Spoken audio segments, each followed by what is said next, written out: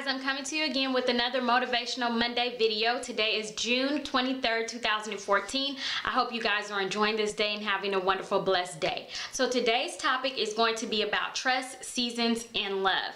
But before I get into that, I hope you guys enjoyed your weekend. Me and my son, we enjoyed our weekend. I just chilled and relaxed with my boom boom. And on Saturday, we went on a dinner date to Fridays, and my mom and her husband joined us. It was real fun. He's getting so big. He's in his booster seat, you know, eating on his own, you know, oh goodness. But that was cool, so I'll show some of those pictures at the end too. Okay, so let's get into this video. Trust, number one. It is important that we have trust in a relationship. It's important to trust in a relationship. It is so hard when there is no trust. I say it's literally impossible for me to be in a relationship when there's no trust. In my past relationships, I had issues with trust, and I would accuse this person. I would go through their phone. I would attack them. I'd be like, who is this? Who was you talking to? What is this? This, that, and the other. And I literally had no proof, you know, that this person was cheating on me. I just, you know, allowed this thought in my head to manifest and grow, and it became bigger than me. So I had to break up with that person because I said, hey, you know, this isn't fair. I don't have no proof that he's cheating on me, you know, and I'm just attacking him, making our relationship miserable, you know. So this is something that I realized I had to work on within me, you know. So as time went on, you know, I continued to date and, you know, see people or whatever. And then I got in another relationship where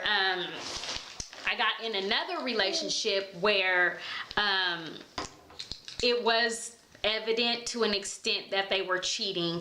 Well, I don't know if they were physically cheating, but when it comes to, you know, talking to other people, cheating is cheating to me. So, you know, if it ain't me, you cheating. So, it was evident that they were doing these things. So, you know, there was my proof right there. So I'm not the type of person to say, oh, if he coming home to me, you know, it's to each his own. Some people have the heart, the stomach, whatever you want to call it, to deal with cheaters. I don't. I can't tolerate it. I don't put up with it. If I don't do it to you, don't do it to me. So that relationship ended. And then my last relationship, well, let me back up a little bit.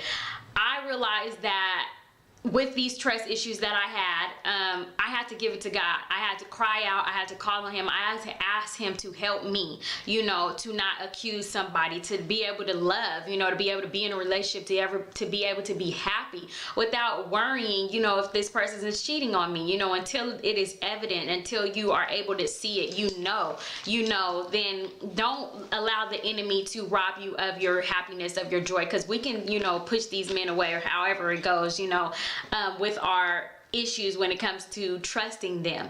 So when I got in my last relationship, I was able to trust him. I had no issues with trust whatsoever. That thought tried to come, but it just, you know, I pushed it out. I rebuked it. I said, you know, I don't have no proof. You know, there goes my mind wandering again. So it was really cool, you know, to be in this relationship, to not even be stressing about trusting him or worrying, you know, and things of that sort. So it felt good. So with this last relationship, it was crazy because the tables were turned. I was dealing with somebody that had trust issues. And let me tell you, I was able to see firsthand for myself how I used to treat other people when I didn't trust them. It is not good. It doesn't make you feel good. You know, it confuses you. It's very stressful, you know, and it's irritating, you know, and oh my gosh. So what I'm saying is it's important that you trust your spouse. It's important that you trust your mate. It's impossible to be in a relationship with them without trusting. Ask God to help you to deal with that, because you cannot move on to the next person having trust issues. And this, with me saying this, is men and women, stop getting in relationships where you have trust issues. It is not fair to that person, and it's not fair to yourself to be putting yourself through that. I don't know if you have to get counseling. I don't know what you have to do, but I know for me, it was going to God. It was praying. It was having some alone time for me, you know, getting to the root of my insecurities when it came to trust.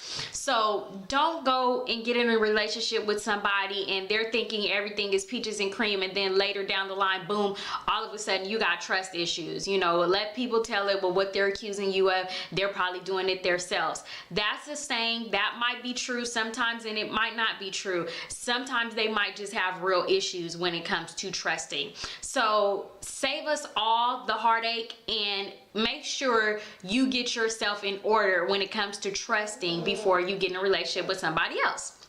So with that being said, seasons, moving on to seasons. Know that people are putting your life for different seasons.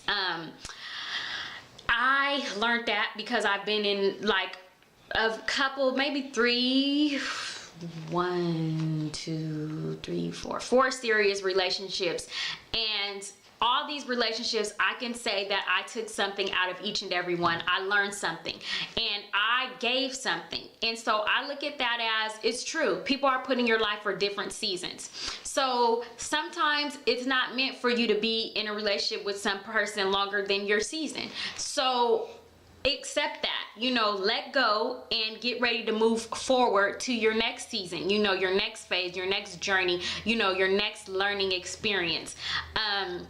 And don't take it personal. Yes, it is emotional. Say if you love this person, if you thought you were going to be with this person, you're going to marry them, whatever the case may be, know that people are placed in your life for different seasons. So it might have just been meant for you to be in this relationship with this person. You know, you see what you don't like in a person, you see what you do like, you grow, whatever, you mature. But now you're able to take that on to your next your next point in life. So we all have seasons, and people are placed in our life for different seasons. Even when it comes to friends, relationships, it's all about seasons, you know. So that's that. And then love. It is important that we learn to, well, hold on. I have some scriptures that I want to read when it went to talk about seasons. So Ecclesiastes 3:1-22 says,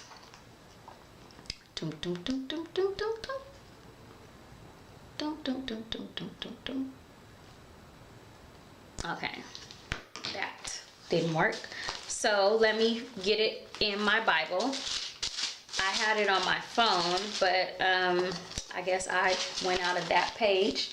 So let me pull it up for you guys. 7:1.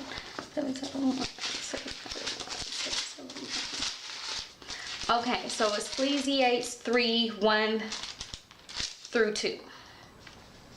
Okay, it's just basically a time for everything. In this verse, it just talks about a time for in this chapter, it talks about a time for everything.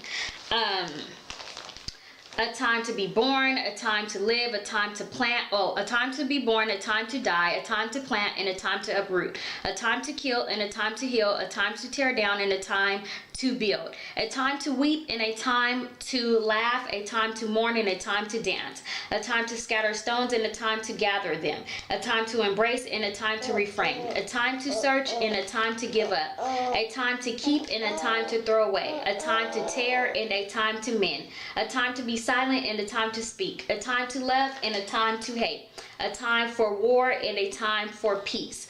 Okay, so that's only Ecclesiastes 3:1-8. So as you can see, those sound like seasons to me. It's a time for everything. And then the next chapter is Acts 1:7. Trying to multitask and hold my son at the same time. So let me go to Acts 1:7. It says, he said to them, it is not for you to know the times or dates the Father set by his own authority. Meaning, it's, well, what I take from that is not for you to understand the seasons. You know, if you say, oh my gosh, I was just getting, you know, this was just going perfectly. It's not for us to understand why things end or why things start or how they begin or whatever. I just know there's a time, there's a reason for everything. And we all have seasons, you know, that we go through in our life. So now to love. So like I was saying, it's important to trust and wait for God to send you true love. So I have Song of Songs 2 and 7. Daughters of Jerusalem, I charge you by the gazelle and by the doves of the field. Do not arouse or awaken love until it so desires. What I get from that is, like I was saying, God sees the bigger picture of our life.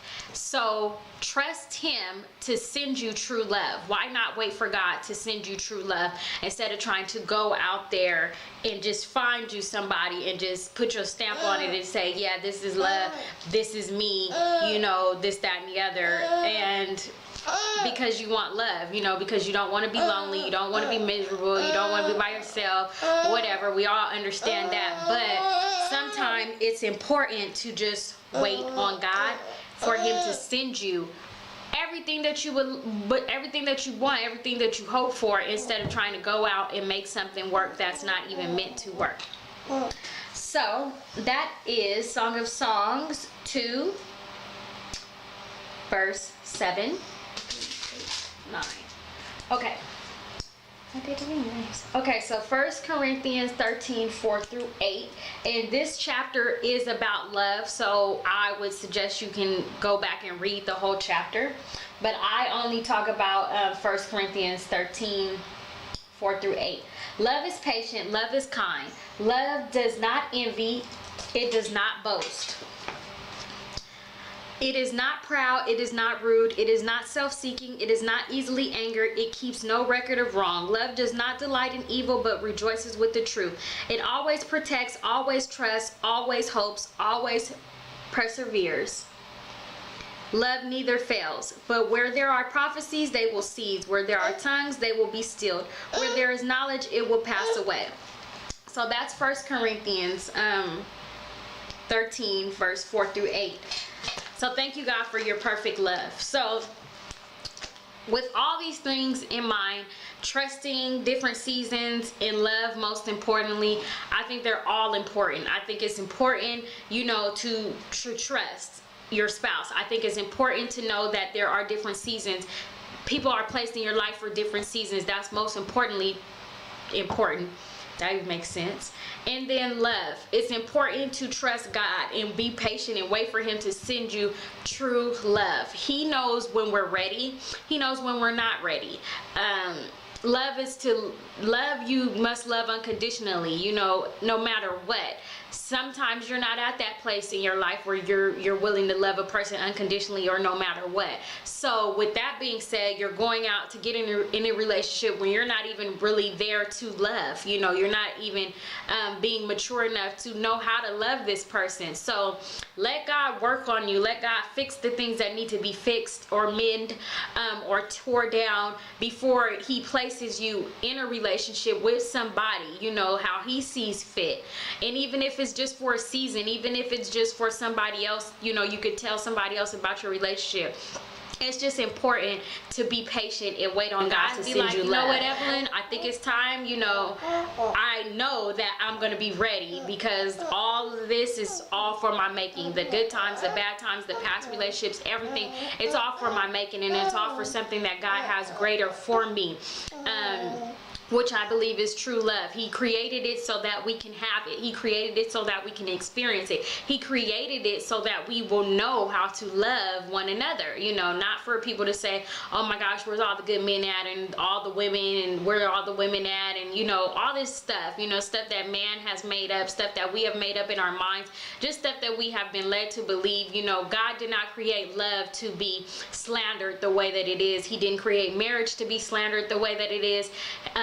Or relationships to be the way that they are. So I am thankful for God's perfect love, and I'm thankful, you know, for the seasons of my life, and I'm thankful that I can trust now, you know. So all these things I have learned, and I just can't wait, you know, for my time. So with that being said, I hope this was helpful to you guys. Thumbs up if it was. Comment, share, subscribe, please, and let me know your experiences with all three of these things, or one of the two, or two of the three, or whatever. You know, let me know your experiences with trusting, your experiences with different seasons in your life, and your experiences with love. I would love to share it. It will help me, you know, gain more knowledge and more understanding. So don't hesitate to comment. So yeah, I have a video coming up on Wednesday that I think you guys are gonna love. It's for those who were not able to attend our Beauty, Body, and Beyond class. It will be me applying my full face makeup, routine, and then Brianna Harris would be Get to Back, some fitness tips and some healthy eating tips. So make sure you tune in on Wednesday to see that video. Yeah, so thank you guys for watching. Trust, seasons, and love. And I hope you guys continue to enjoy this day and have a wonderful, blessed day. And see you later. Mwah.